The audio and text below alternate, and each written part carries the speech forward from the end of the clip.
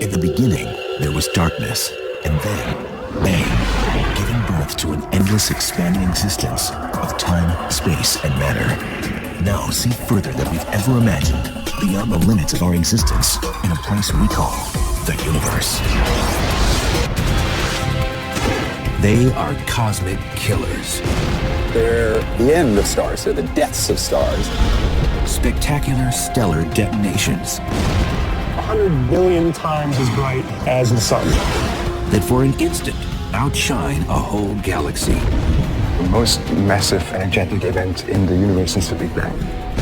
Out of this exceptional cosmic catastrophe comes creation. But if one struck near here, life on Earth would cease. The universe, the cosmic crime scene for a most violent and mysterious force. Supernovas.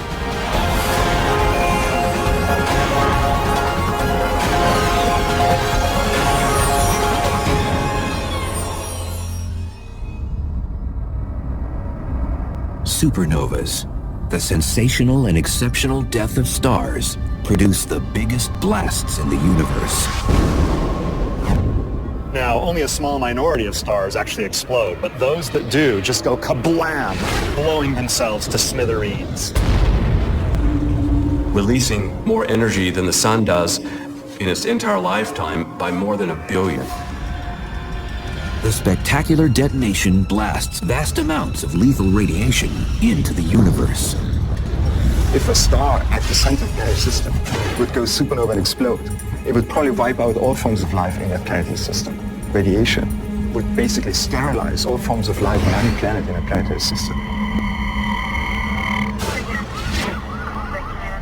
Like homicide detectives poring over clues to a cosmic crime, scientists use state-of-the-art tools, telescopes, and technology to find supernovas and to solve the mystery of how and why they occur.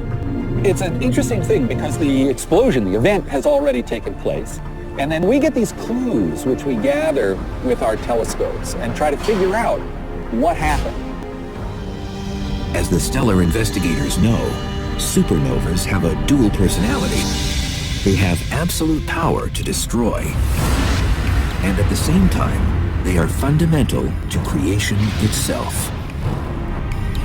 When a supernova goes off, the explosion produces a lot of light, but it also produces heavy elements out of the light ones. So, for example, iron or calcium or sodium or any of the elements of the periodic table, those things came from exploding stars that went off before the sun was formed.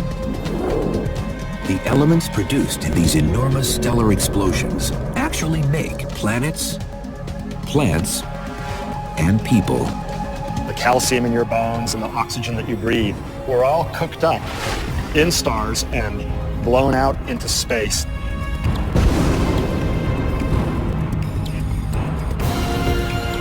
The shock waves from exploding stars can compress nearby clouds of gas and trigger their gravitational collapse so that they begin the renewed process of formation of new stars, planets, and ultimately life. Thanks to circumstantial cosmic evidence collected, experts estimate that a mighty supernova goes off somewhere in the universe once every single second. So that's something like 30 million per year, and that's been going on for the last 10 billion years or so of the universe's existence. Giving us a sense of how big the universe is, in a typical galaxy like our Milky Way, a supernova suddenly occurs only once or twice a century. However, nobody knows when the next one might come. It's a completely random process, so we have no idea when the next one will occur. It could be tomorrow, could be 5 minutes ago, could be another 100 years. We don't know. If it is very close, you would see a very bright event in the sky. It could be even brighter than the Venus or the planets or even the moon or maybe even the sun if it's bright enough. If a supernova is too close to you, it can definitely destroy life. The flash disrupts the atmosphere, burns things up. Astronomers are constantly policing the skies, keeping a wary eye on at least 2 stars in the Milky Way that have the potential to catastrophically explode close to Earth. One that threatens to blow lies in the heart of the Eta Carina Nebula, about 9,000 light-years away. Eta Carina is one that we know about, which is a very massive star, maybe even 100 times the mass of the Sun. It has a very short life, and it could be that the end of that life will take place sometime very soon. Another star in danger of going supernova is Betelgeuse, a star in the Orion constellation. This seething star is 15 times the size of the Sun. This one is even closer than Eta Carina to Earth. It's roughly 500 light years away. It'll be a spectacularly brilliant sight, visible even in the daytime. There's no question Betelgeuse is going to blow up. It could be tonight, for all our ignorance. It could be 10,000 years from now, short on an astronomical time scale. But it could be tonight that we're sufficiently ignorant about it. So it is worth looking at every night to see whether it's blown up. Not only do the massive supernova explosions create and destroy stars, planets, and people, they also unleash powerful energy in the form of cosmic rays.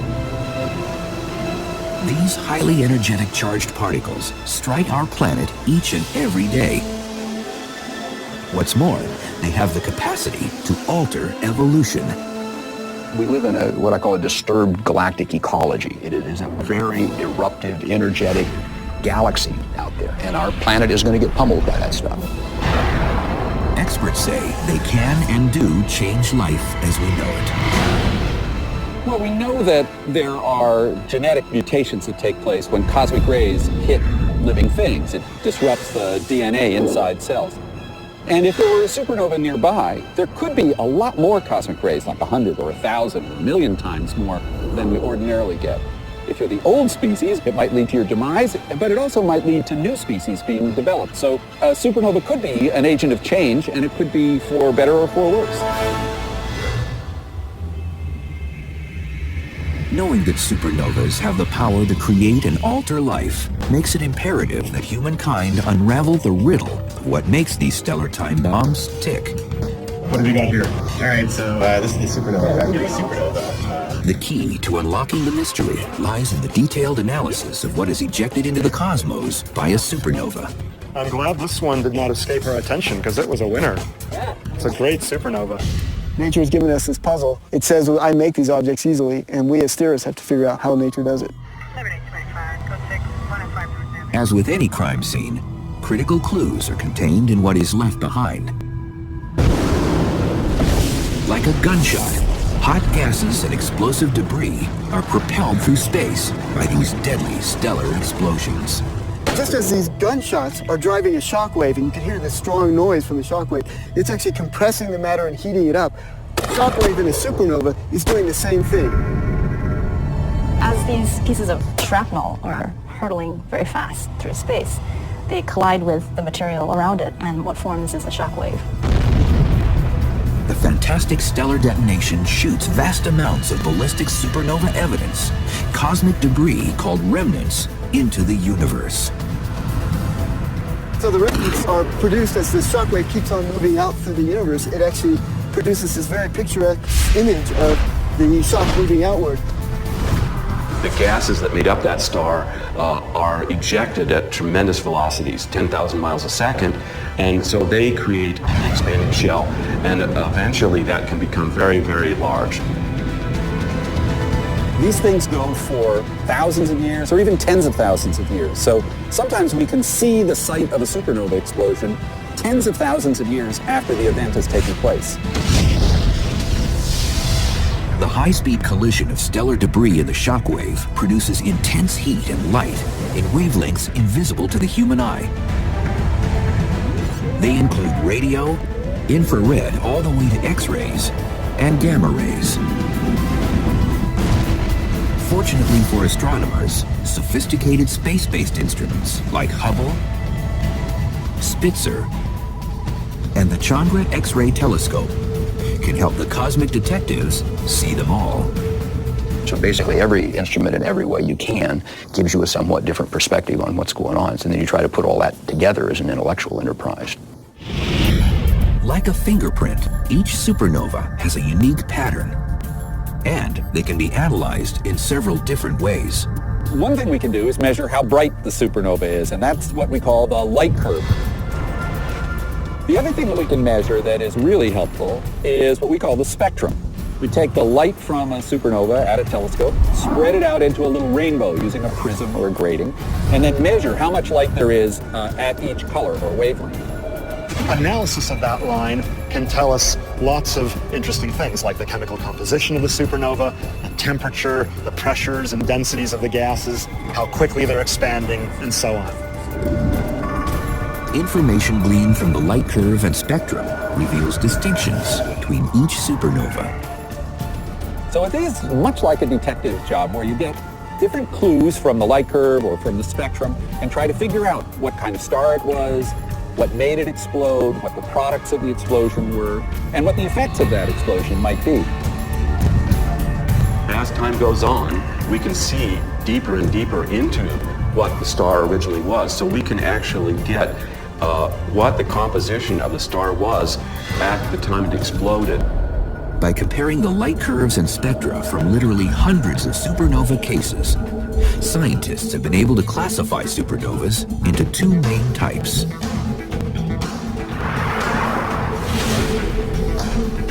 Type 1a supernova release no hydrogen. The explosions are uniform in size and luminosity. Type 2 supernova release large amounts of hydrogen. The explosions vary greatly in size and luminosity. But why would there be such distinct types of exploding stars? Might they be blowing themselves apart in different ways? Scientists focus their efforts on uncovering the mammoth question: what drives these stellar monsters to destroy themselves? Like bounty hunters looking for bandits, today's astronomers scour the cosmos looking for deadly supernovas. With their keen eyes on the sky, they belong to a long lineage of stellar observers. In fact, the first supernova ever witnessed by man occurred in China in 185 AD, 2,000 years ago. The Chinese astronomers kept very meticulous records about what they saw in the sky. Specifically, when something new appeared, they recorded how bright it was, where it was, how long it was there. Using the Royal Chinese records, stellar investigators today have recently found the remnant of this ancient supernova. It is identified as RCW86 and is in the constellation Centaurus, near two bright stars known as Alpha and Beta Centauri. 1,400 years after the Chinese discovery, the first European observer witnessed a supernova. On November 11, 1572, 26-year-old Danish astronomer Tycho Brahe was taking a walk when he witnessed a shocking stellar phenomenon in the northern sky. It was right next to the W, etched by the brightest stars in the constellation Cassiopeia. Even though he saw it, and even though he was the leading astronomer of his age, he did not believe the sense of his own eyes. A few years after Tycho's remarkable sighting, his former pupil, Johannes Kepler, made his own groundbreaking observation of a new star. He measured from star to star around it, the distance. And we can use that now to recreate exactly the position of where it exploded. When contemporary investigators took a closer look at Kepler's 1604 remnant, they found something very strange about it.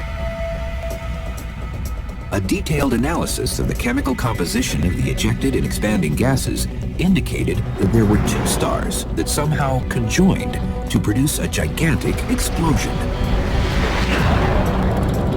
So how did this companion cause the stellar catastrophe? Many stars are in binary systems, so they have a partner that is orbiting around them. And we think what happens is that one star puts mass onto the other. Experts have since found that the companion or binary scenario is the hallmark of what is called a Type 1a supernova. The Type 1 supernovae we think are the explosion of white dwarfs. So a star like the Sun will produce a little dense nugget about the size of the Earth. When a star like the Sun dies, it ejects its outer layers and leaves behind just a small, dense, burnt-out core called a white dwarf. The ashes of the Sun will be a carbon and oxygen white dwarf. Left to its own devices, that will just last forever and cool off. But when a star has a companion, like a partner in crime, it can lead to catastrophe. One star puts mass onto that white dwarf, pushes its mass up to the point where it becomes unstable, and that there is burning that takes place in the center. And very, very rapidly, the star goes from being a kind of boring white dwarf to being a tremendously violent and brilliant supernova. But why do some white dwarfs catastrophically explode? That was figured out in 1930 by a brilliant young astrophysicist, Subrahmanyan Chandrasekhar, the Sherlock Holmes of astrophysics, on a boat trip from India to England. During this long voyage, he used the newly developed fields of quantum physics and special relativity to come up with the idea that a white dwarf can have only a certain maximum limiting mass.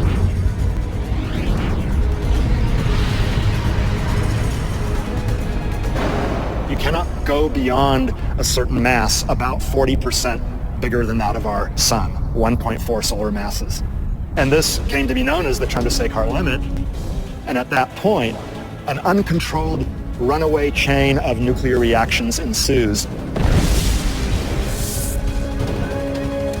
But for decades, scientific investigators remained puzzled by just how this explosive chain reaction worked, and what it looked like when it did.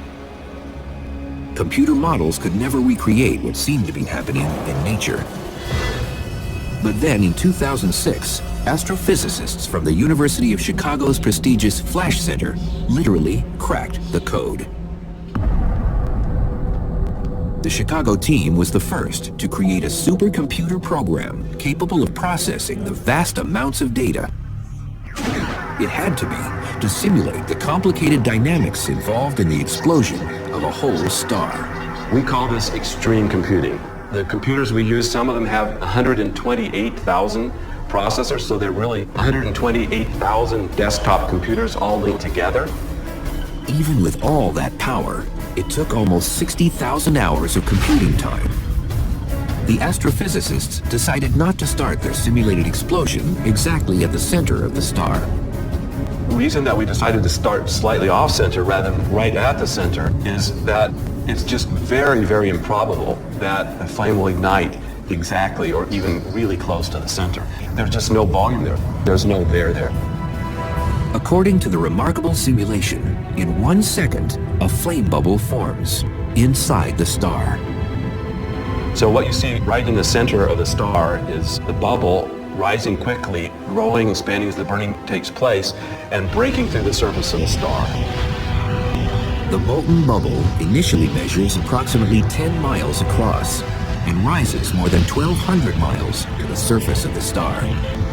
It's spreading over the star at about 3,000 miles a second, and it collides at the opposite point on the surface of the star and produces extremely energetic jets.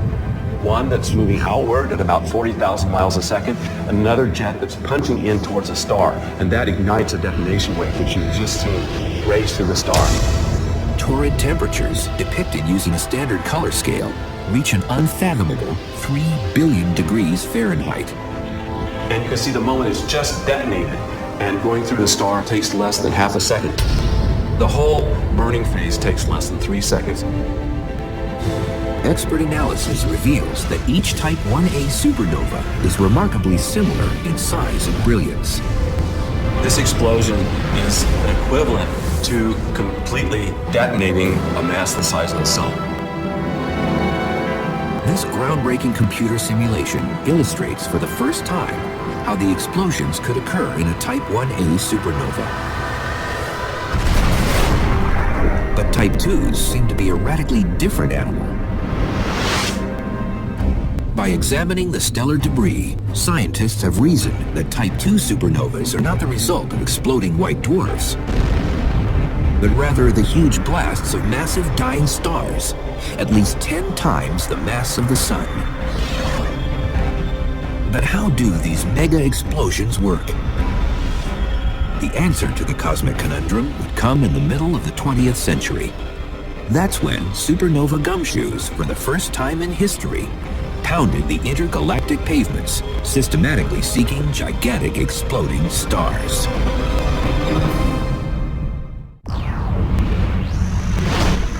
Like detectives on a stakeout, cosmic investigators constantly scan the night sky.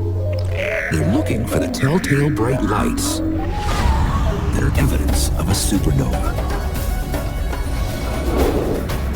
To carry out their surveillance, they use an impressive array of high-tech telescopes scattered across the globe. Historically, we discover supernovae with ground-based telescopes, either scanning the sky constantly to look for new supernova explosions. The cosmic supernova hunt began in the 1930s. Maverick astrophysicist Fritz Zwicky led the charge. He was the first to methodically search, catalog, and quantify new and exploding stars. He was one of the real pioneers in finding exploding stars. And then he wanted to physically understand what they are. The trailblazing astrophysicist proposed that these enormous and spectacular stellar events were the result of whole stars exploding. Zwicky predicted that a certain kind of exploding star can occur when a massive star's core collapses and then rebounds, creating a colossal explosion. During the collapse, they said, a compact remnant should be formed, a ball of neutrons, a neutron star. Essentially, the ordinary matter is made out of protons and neutrons and electrons. In this collapse of an iron core, the protons and the electrons that make up the iron atoms combine to make neutrons. A neutron star is an incredibly dense object. Now, if you were to take a large building like the Empire State Building in New York and compress it to the density of a neutron star, it would be about the size of a mud. They have a very high density. And in fact, a teaspoon of neutron star material would weigh as much as 1 billion tons on Earth.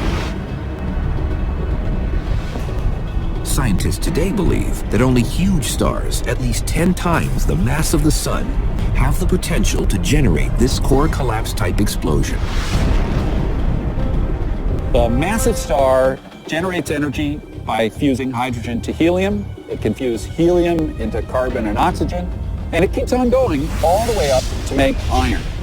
Iron is the most tightly bound nucleus. So when a star is made iron, it's really at the end of the line, and it's ready for disaster. The iron core forms in the last day of the star's life. And then it becomes so massive that essentially it collapses under its own weight. It just collapses gravitationally very quickly.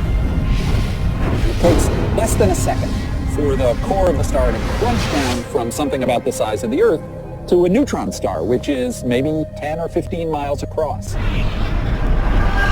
But this dense iron core doesn't settle down peacefully into its new life as a neutron star. But instead of reaching an equilibrium configuration right away, the neutron star rebounds off of itself, just as the gymnast rebounds off of a trampoline and goes upward again. Well, this rebounding neutron star collides with the material surrounding it and imparts some of its energy to that colliding material, thus initiating an ejection. However, unlike a gymnast for whom gravity ultimately prevails, pulling him back to Earth, in a core collapse scenario, something else continues to drive the ejection outward. The question became, what was this mysterious force driving the blast into space?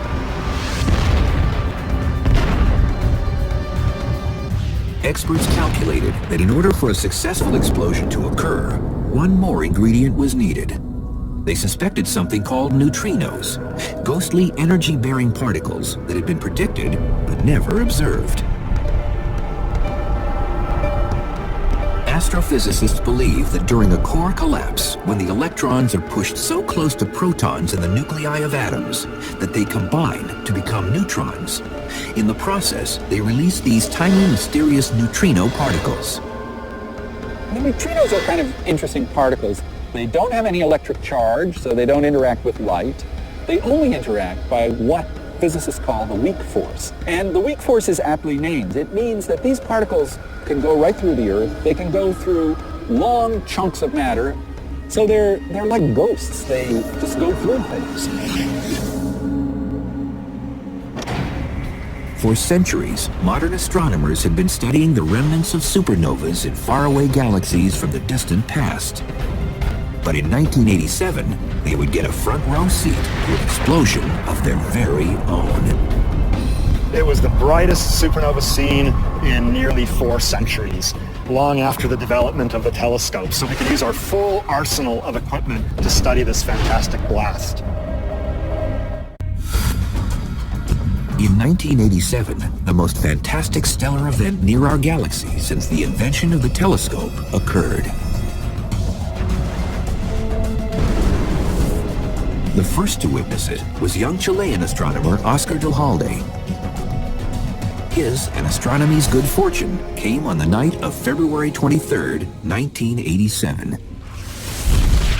A telescope operator at the Las Campanas observatories, Oscar Duhalde, put water on for coffee and went outside to take a look at the sky. And when Oscar went out there, he looked at the Large Magellanic Cloud, which he knows very well, and he noticed that there was an extra star. So he discovered this supernova explosion by basically running outside the telescope building and saw it with his own eyes. When a star explodes, astrophysicists, like investigators looking for clues to a crime, know that the first few hours after the stellar death are the most critical. So in 1987, when the closest supernova in nearly 400 years appeared, they knew they had to act fast. It was only about 170,000 light years away, a mere stone's throw for an astronomer. Supernova 1987A was in a small galaxy called the Large Magellanic Cloud, a dwarf galaxy that orbits around our much bigger Milky Way galaxy. Being the first supernova of that year, the exceptional and nearby exploding star was simply labeled SN 1987A. But this time, dozens of seasoned astronomers all over the planet were ready for action.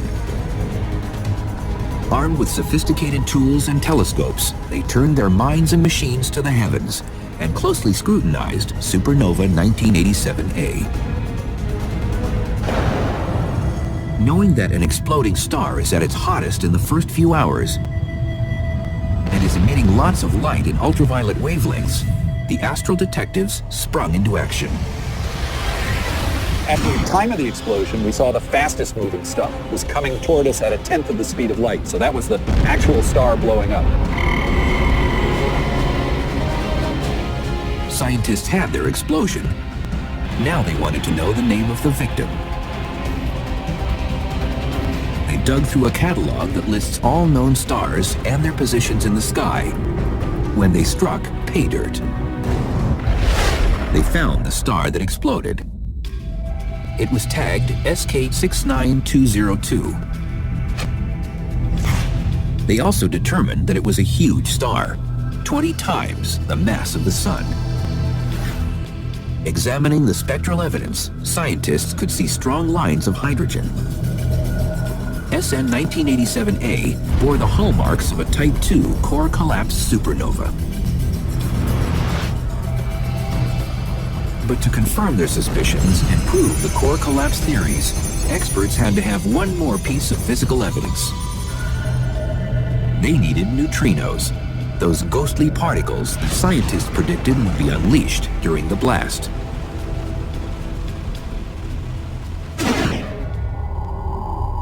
In the early 1980s, scientists had built a handful of neutrino detectors around the world. They consisted of tanks deep underground filled with tons of pure water. But these detectors had yet to capture a single supernova neutrino. We've had this story for a long time that most of the energy of a supernova explosion, a core collapse supernova explosion, goes into neutrinos, but we've never seen those neutrinos. As luck would have it, on February 23, 1987, they got their neutrinos. 2 detectors, one beneath the city of Kamika, Japan, and the other under Lake Erie in Ohio, captured a dozen of the elusive particles. There were light detectors on this volume of water that were used to see this little flash caused by the neutrino interacting with matter inside the tank. For the first time ever, scientists on Earth saw tangible evidence of the mysterious neutrino particles generated in the core of an exploding star. Astronomers now knew the theories first proposed in the 1930s were right. Supernova 1987A showed beyond a shadow of a doubt that the massive iron core of a very massive star collapsed and formed a neutron star. Because in that process, a lot of neutrinos should be emitted. With the deployment of powerful space-based telescopes, astronomers today have built on the astonishing discoveries made in the wake of Supernova 1987A.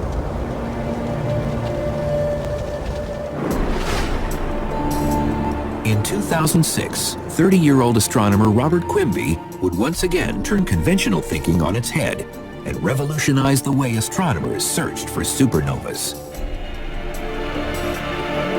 Most supernova searches, they just want to find as many supernovas as possible, so they'll look once every 2 weeks, every 1 week, just so you can find them and so you can look at as many fields as possible and get as many supernovas as possible. So I decided to look at a limited number of fields and look at them as often as I can. The enterprising cosmic gumshoe programmed his robotic telescope to systematically sweep the targeted field every night. Like an interstellar searchlight, it honed in on and methodically scanned the same small dark corner of the cosmos, looking for supernova suspects. I had software that can very quickly process the data and tell me if there's anything there that wasn't there before. And when that happens, if I think it could be a supernova, I'll get a spectrum of it. And then that spectrum of it will tell me exactly what it is. Is it a supernova? What type is it? Etc. On September 18th, 2006, Quimby got his big break. He found the brightest supernova ever. This is my 4th supernova. I didn't think that I should be so lucky. And others looked at the spectra and they started taking their own measurements of the photometry, how bright it was. And they figured out that, in fact, 2006 GY was brighter than any other published supernova. Very slowly. Took over 2 months, 70 days to get the maximum light and then faded again. So it was a supernova unlike anything we'd ever seen before, discovered by this 4th-year graduate student at the University of Texas. Analysis of the remnant indicated that the star, before it exploded, was 100 times the size of the sun. And with lots of hydrogen showing in its spectrum, the brightest supernova ever recorded bore the stamp of a Type II event. Then Quimby topped himself. When he finally analyzed a seemingly insignificant supernova he found earlier, called SN 2005AP, he made a stunning discovery.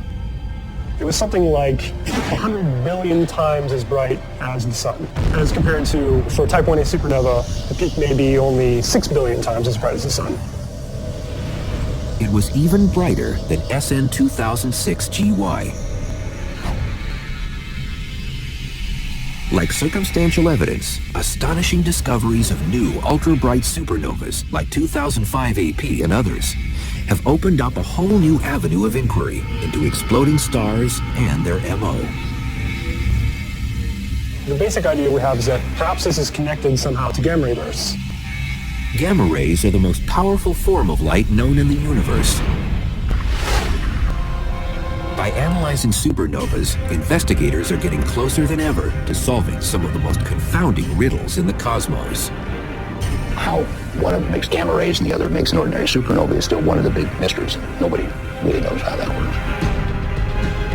What astronomers do know is that supernovas and the gamma ray bursts associated with them are the brightest beacons in the universe.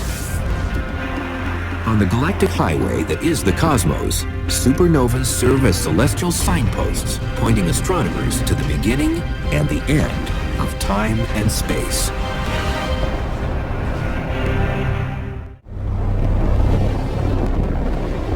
NASA's powerful Swift satellite, launched in 2004, was designed specifically to sweep the sky and detect gamma-ray bursts in the universe.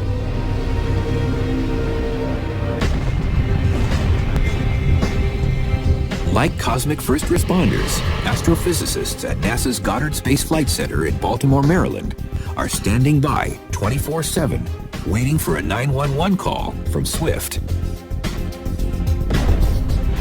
Basically, less than 2 minutes after Swift discovered a gamma ray burst, the satellite sends down emails directly to our Blackberries.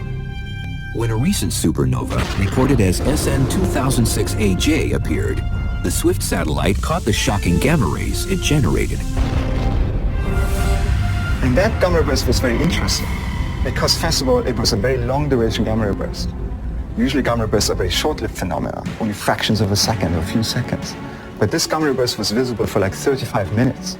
We saw 3 days later a supernova explosion going off at the exact same location. And this solved one of the important mysteries of gamma ray bursts, because we found out that at least parts of gamma ray bursts are due to massive stars that are exploding. Astronomers today can see hundreds of supernovas and the deadly gamma ray bursts they generate. On the cosmic highway, scientists use these stellar headlights to ascertain the bounds and breadth of the universe. You can use supernova to probe the universe, because if they're very dim, you know they were very far away, and then you can study the curvature of space-time and all of the cosmology that you can study with them. For example, if you're on a desert highway and you're looking out at the lights of the cars, you can tell which are nearby and which are far away from the apparent brightness of the lights. The ones that are nearby look bright, the ones that are far away look dim. Measuring how far away things are very systematically will tell you about the size, the age, the shape, the history, the future of the universe. It turns out that Type 1a supernovas are the best suited for this purpose. One of the things that's really interesting about the Type 1a supernovae, the ones that are exploding white dwarfs, is that there is this fixed mass, this Chandrasekhar mass, that sets how big the explosion is, how much stuff is involved. And the consequence of that is that many of these have very nearly the same brightness. If the explosion produces the same amount of light, then we can measure how much light we see and figure out how far away the supernova is. This is known as the standard candle principle. Type 1a supernovae are like standard candles. They all have about the same peak power, the same peak luminosity. So if you look at them from different distances, they appear different apparent brightnesses. They look dimmer if they're farther away and brighter if they're more nearby. So if we find Type 1a supernovae in distant galaxies and measure their apparent brightness and compare that with the known power of a nearby Type 1a supernova, we can determine the distance of that supernova and hence of the galaxy in which it's located. The trailblazing technique has also led astro investigators to some radical conclusions.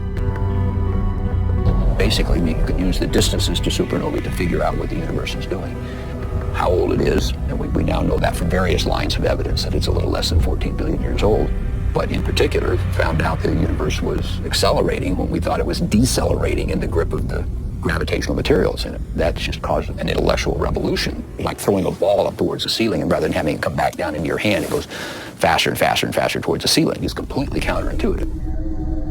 Basically, all the astronomy textbooks out there all said that the universe should be decelerating. That is, gravity should be slowing down the expansion rate. But what this result showed is that instead of slowing down, it was actually expanding faster and faster and faster.